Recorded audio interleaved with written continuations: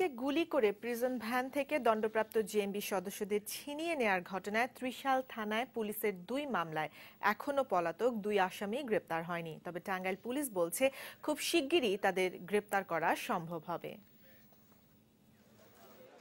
Prison ভ্যানে হামলা চালিয়ে পুলিশ হত্যা করে মৃত্যুদণ্ড ও যাবজ্জীবন দণ্ডপ্রাপ্ত জেএমবির 3 আসামিকে ছিনিয়ে নেয়ার ঘটনায় 6 জনের নাম উল্লেখ করে ও অজ্ঞাত পরিচয় 10 থেকে 12 জনকে আসামি করে সোমবার ত্রিশাল থানায় 2টি মামলা করেছে পুলিশ। পলাতক মৃত্যুদণ্ডপ্রাপ্ত জেএমবি সদস্য সালাউদ্দিন সালেহীন ও যাবজ্জীবন দণ্ডপ্রাপ্ত বোমা মিজানকে পুলিশ এখনো ধরতে না পারলেও তাদের ধরতে আইন শৃঙ্খলা বাহিনীর তৎপরতা অব্যাহত রয়েছে বলে জানিয়েছেন টাঙ্গাইলের ভারপ্রাপ্ত পুলিশ সুপার। আমরা সখীপুর থানা এলাকা থেকে জাকারিয়া এবং রাসেল নামে 2 জনকে আমরা আটক করেছি অস্ত্র সহ।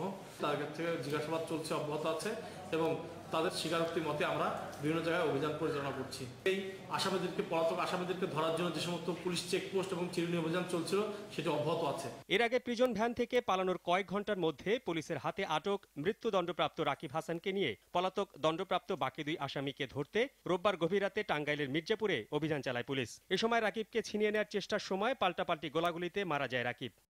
তবে পলাতক বাকি 2 জঙ্গিকে এখনো গ্রেপ্তার করতে পারেনি পুলিশ। টাঙ্গাইলের আশেপাশেই কোথাও পালিয়ে আছে ওই 2 জঙ্গি এবং খুব শিগগিরই তাদের ধরা সম্ভব হবে বলে জানান পুলিশের এই কর্মকর্তা। আমরা ধারণা করছি আমাদের ঘাটাইল অথবা মধুপুর থানার কোনো জায়গায় কোথাও না কোথাও এই সমস্ত অপরাধীরা পালিয়ে আছে। আমরা তাদেরকে ধরার জন্য সর্বাত্মক চেষ্টা চালাচ্ছি। আমরা অতিরিক্ত ফোর্স প্রেরণ করেছি। আশা করি আমাদের এই অভিযানে তারা ধরা পড়বে। শাহাবুদ্দিন মাহাতাব, দেশ টিভি, ঢাকা।